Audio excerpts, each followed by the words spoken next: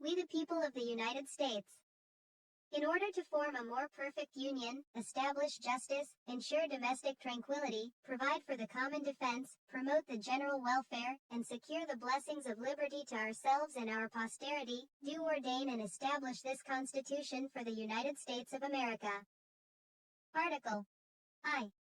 Section 1. All legislative powers herein granted shall be vested in a Congress of the United States, which shall consist of a Senate and House of Representatives. Section 2. The House of Representatives shall be composed of members chosen every second year by the people of the several states, and the electors in each state shall have the qualifications requisite for electors of the most numerous branch of the state legislature. No person shall be a representative who shall not have attained to the age of 25 years, and been 7 years a citizen of the United States, and who shall not, when elected, be an inhabitant of that state in which he shall be chosen. Representatives and direct taxes shall be apportioned among the several states which may be included within this Union, according to their respective numbers, which shall be determined by adding to the whole number of free persons, including those bound to service for a term of years, and excluding Indians not taxed, 3/5 of all other persons. The actual enumeration shall be made within 3 years after the first meeting of the Congress of the United States, and within every subsequent term of 10 years, in such manner as they shall by law direct. The number of representatives shall not exceed 1 for every 30,000. But each state shall have at least 1 representative, and until such enumeration shall be made, the state of New Hampshire shall be entitled to choose 3, Massachusetts 8, Rhode Island and Providence Plantations 1, Connecticut 5, New York 6, New Jersey 4, Pennsylvania 8, Delaware 1, Maryland 6, Virginia 10, North Carolina 5, South Carolina 5, and Georgia 3. When vacancies happen in the representation from any state, the executive authority thereof shall issue writs of election to fill such vacancies. The House of Representatives shall choose their Speaker and other officers, and shall have the sole power of impeachment. Section 3. The Senate of the United States shall be composed of 2 senators from each state, chosen by the legislature thereof, for 6 years, and each senator shall have 1 vote. Immediately after they shall be assembled in consequence of the first election, they shall be divided as equally as may be into 3 classes. The seats of the senators of the first class shall be vacated at the expiration of the 2nd year, of the 2nd class at the expiration of the 4th year, and of the 3rd class at the expiration of the 6th year, so that 1/3 may be chosen every 2nd year, and if vacancies happen by resignation, or otherwise, during the recess of the legislature of any state, the executive thereof may make temporary appointments until the next meeting of the legislature, which shall then fill such vacancies. No person shall be a senator who shall not have attained to the age of 30 years, and been 9 years a citizen of the United States, and who shall not, when elected, be an inhabitant of that state for which he shall be chosen. The Vice President of the United States shall be President of the Senate, but shall have no vote, unless they be equally divided. The Senate shall choose their other officers, and also a President pro tempore, in the absence of the Vice President, or when he shall exercise the office of President of the United States. The Senate shall have the sole power to try all impeachments. When sitting for that purpose, they shall be on oath or affirmation. When the President of the United States is tried, the Chief Justice shall preside, and no person shall be convicted without the concurrence of 2/3 of the members present.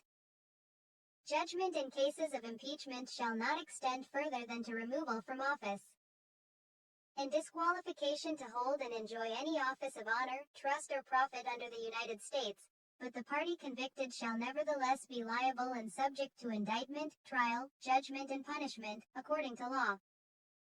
Section 4. The times, places and manner of holding elections for senators and representatives shall be prescribed in each state by the legislature thereof, but the Congress may at any time by law make or alter such regulations, except as to the places of choosing senators. The Congress shall assemble at least once in every year, and such meeting shall be on the first Monday in December, unless they shall by law appoint a different day. Section 5. Each house shall be the judge of the elections, returns and qualifications of its own members, and a majority of each shall constitute a quorum to do business, but a smaller number may adjourn from day to day, and may be authorized to compel the attendance of absent members, in such manner, and under such penalties as each house may provide. Each house may determine the rules of its proceedings, punish its members for disorderly behavior, and, with the concurrence of 2/3, expel a member. Each house shall keep a journal of its proceedings, and from time to time publish the same, excepting such parts as may in their judgment require secrecy, and the yeas and nays of the members of either house on any question shall, at the desire of 1/5 of those present, be entered on the journal. Neither house, during the session of Congress, shall, without the consent of the other, adjourn for more than 3 days, nor to any other place than that in which the two houses shall be sitting. Section 6. The senators and representatives shall receive a compensation for their services, to be ascertained by law, and paid out of the Treasury of the United States. They shall in all cases, except treason, felony and breach of the peace, be privileged from arrest during their attendance at the session of their respective houses, and in going to and returning from the same, and for any speech or debate in either house, they shall not be questioned in any other place. No senator or representative shall, during the time for which he was elected, be appointed to any civil office under the authority of the United States, which shall have been created, or the emoluments whereof shall have been increased during such time, and no person holding any office under the United States shall be a member of either house during his continuance in office.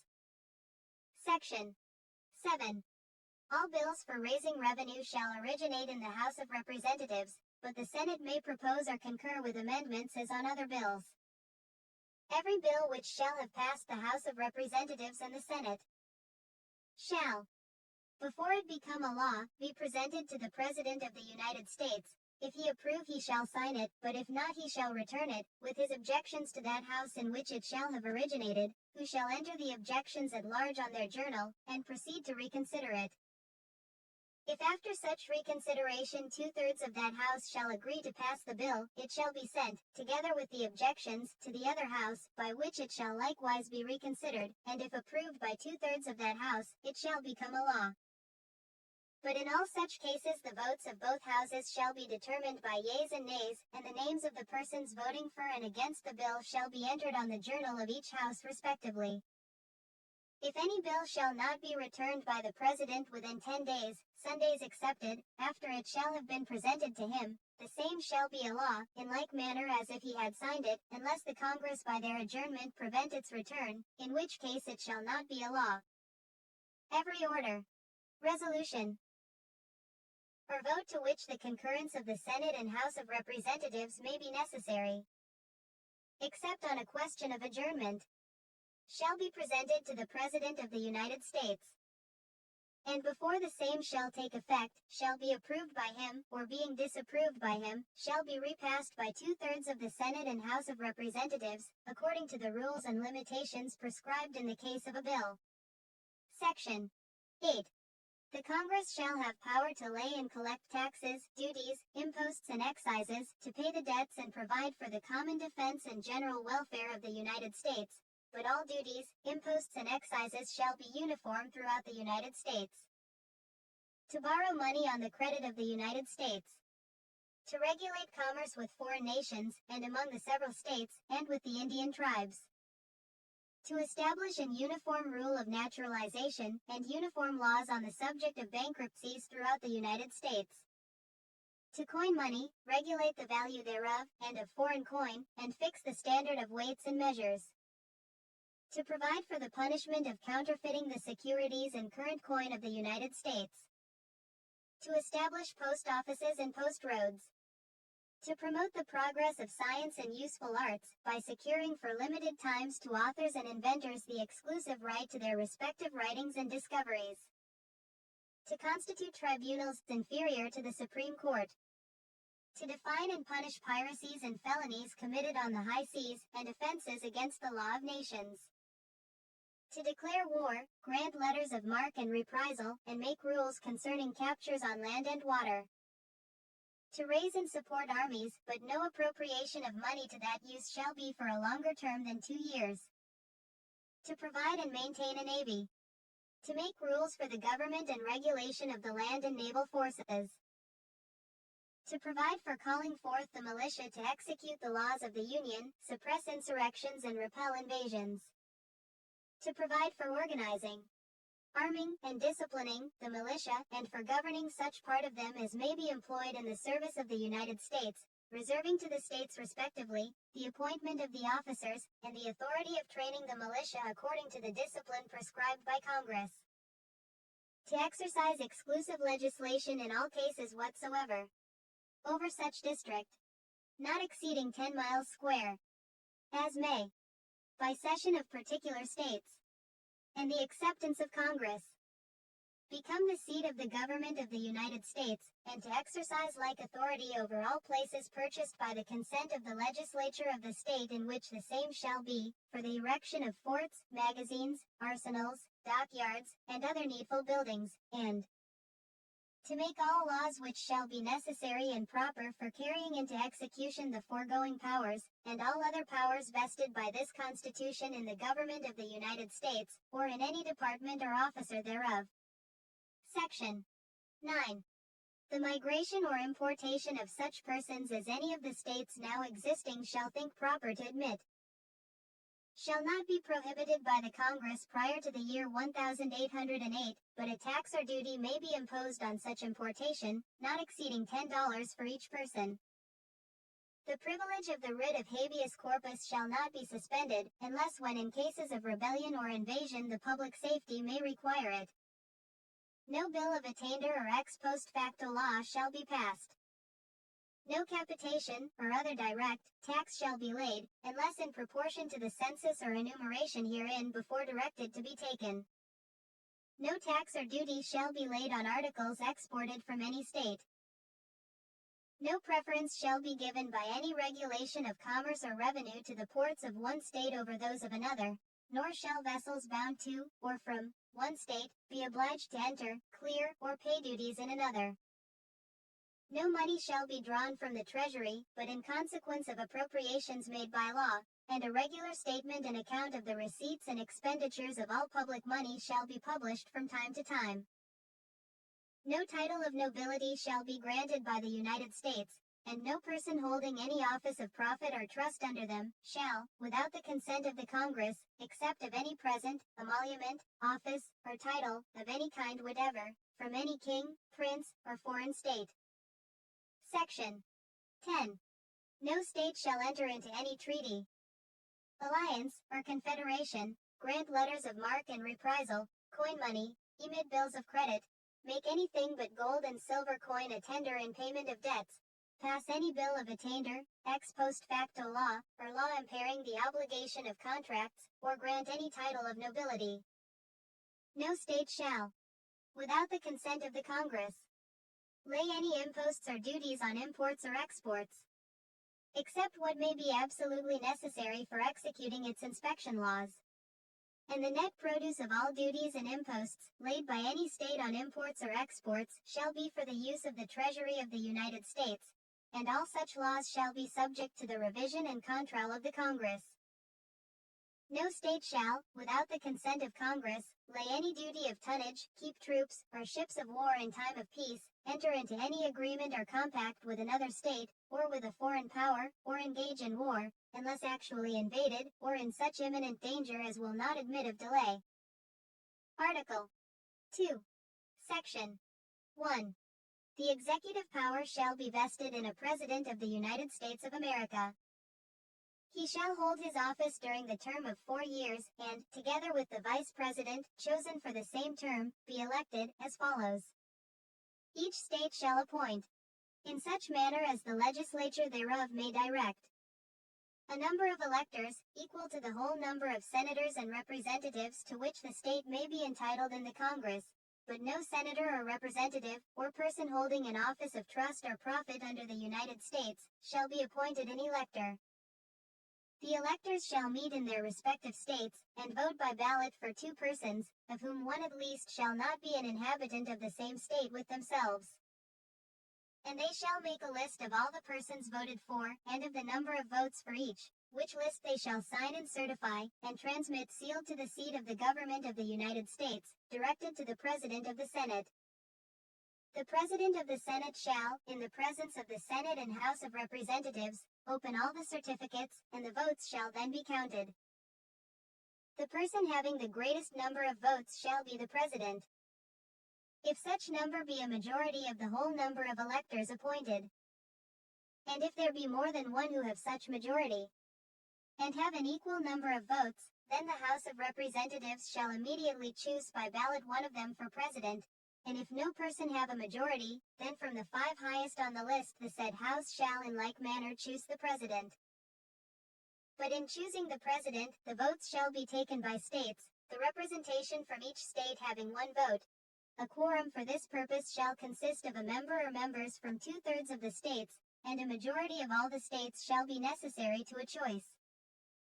In every case, after the choice of the President, the person having the greatest number of votes of the electors shall be the Vice President. But if there should remain 2 or more who have equal votes, the Senate shall choose from them by ballot the Vice President. The Congress may determine the time of choosing the electors, and the day on which they shall give their votes, which day shall be the same throughout the United States. No person except a natural-born citizen, or a citizen of the United States, at the time of the adoption of this Constitution, shall be eligible to the office of President, neither shall any person be eligible to that office who shall not have attained to the age of 35 years, and been 14 years a resident within the United States. In case of the removal of the President from office, or of his death, resignation, or inability to discharge the powers and duties of the said office, the same shall devolve on the Vice President. And the Congress may by law provide for the case of removal, death, resignation or inability, both of the President and Vice President, declaring what officer shall then act as President, and such officer shall act accordingly, until the disability be removed, or a President shall be elected. The President shall, at stated times, receive for his services, a compensation, which shall neither be increased nor diminished during the period for which he shall have been elected, and he shall not receive within that period any other emolument from the United States, or any of them, before he enter on the execution of his office. He shall take the following oath or affirmation: I do solemnly swear, or affirm, that I will faithfully execute the office of President of the United States, and will to the best of my ability, preserve, protect and defend the Constitution of the United States. Section 2. The President shall be Commander-in-Chief of the Army and Navy of the United States, and of the militia of the several states, when called into the actual service of the United States. He may require the opinion, in writing, of the principal officer in each of the executive departments, upon any subject relating to the duties of their respective offices, and he shall have power to grant reprieves and pardons for offenses against the United States, except in cases of impeachment. He shall have power, by and with the advice and consent of the Senate, to make treaties, provided 2/3 of the senators present concur. And he shall nominate, and by and with the advice and consent of the Senate, shall appoint ambassadors, other public ministers and consuls, judges of the Supreme Court, and all other officers of the United States, whose appointments are not herein otherwise provided for, and which shall be established by law, but the Congress may by law vest the appointment of such inferior officers, as they think proper, in the President alone, in the courts of law, or in the heads of departments. The President shall have power to fill up all vacancies that may happen during the recess of the Senate, by granting commissions which shall expire at the end of their next session. Section 3. He shall from time to time give to the Congress information of the state of the Union, and recommend to their consideration such measures as he shall judge necessary and expedient. He may, on extraordinary occasions, convene both houses, or either of them, and in case of disagreement between them, with respect to the time of adjournment, he may adjourn them to such time as he shall think proper. He shall receive ambassadors and other public ministers. He shall take care that the laws be faithfully executed, and shall commission all the officers of the United States, Section 4. The President, Vice President and all civil officers of the United States shall be removed from office on impeachment for, and conviction of, treason, bribery, or other high crimes and misdemeanors. Article 3. Section 1. The judicial power of the United States shall be vested in one Supreme Court, and in such inferior courts as the Congress may from time to time ordain and establish. The judges, both of the Supreme and inferior courts, shall hold their offices during good behavior, and shall, at stated times, receive for their services a compensation, which shall not be diminished during their continuance in office. Section 2. The judicial power shall extend to all cases in law and equity arising under this Constitution, the laws of the United States, and treaties made, or which shall be made, under their authority, to all cases affecting ambassadors, other public ministers and consuls, to all cases of admiralty and maritime jurisdiction, to controversies to which the United States shall be a party, to controversies between two or more states, between a state and citizens of another state, between citizens of different states, between citizens of the same state claiming lands under grants of different states, and between a state, or the citizens thereof, and foreign states, citizens or subjects. In all cases affecting ambassadors, other public ministers and consuls, and those in which a state shall be party, the Supreme Court shall have original jurisdiction. In all the other cases before mentioned, the Supreme Court shall have appellate jurisdiction, both as to law and fact, with such exceptions, and under such regulations as the Congress shall make. The trial of all crimes, except in cases of impeachment, shall be by jury, and such trial shall be held in the state where the said crimes shall have been committed, but when not committed within any state, the trial shall be at such place or places as the Congress may by law have directed. Section 3. Treason against the United States shall consist only in levying war against them, or in adhering to their enemies, giving them aid and comfort. No person shall be convicted of treason unless on the testimony of two witnesses to the same overt act, or on confession in open court. The Congress shall have power to declare the punishment of treason, but no attainder of treason shall work corruption of blood, or forfeiture except during the life of the person attainted. Article IV. Section 1. Full faith and credit shall be given in each state to the public acts, records, and judicial proceedings of every other state. And the Congress may by general laws prescribe the manner in which such acts, records, and proceedings shall be proved, and the effect thereof. Section 2. The citizens of each state shall be entitled to all privileges and immunities of citizens in the several states. A person charged in any state with treason, felony, or other crime, who shall flee from justice, and be found in another state, shall on demand of the executive authority of the state from which he fled, be delivered up, to be removed to the state having jurisdiction of the crime. No person held to service or labor in one state, under the laws thereof, escaping into another, shall, in consequence of any law or regulation therein, be discharged from such service or labor, but shall be delivered up on claim of the party to whom such service or labor may be due. Section 3. New states may be admitted by the Congress into this Union. But no new state shall be formed or erected within the jurisdiction of any other state, nor any state be formed by the junction of two or more states, or parts of states, without the consent of the legislatures of the states concerned as well as of the Congress. The Congress shall have power to dispose of and make all needful rules and regulations respecting the territory or other property belonging to the United States, and nothing in this Constitution shall be so construed as to prejudice any claims of the United States, or of any particular state. Section 4.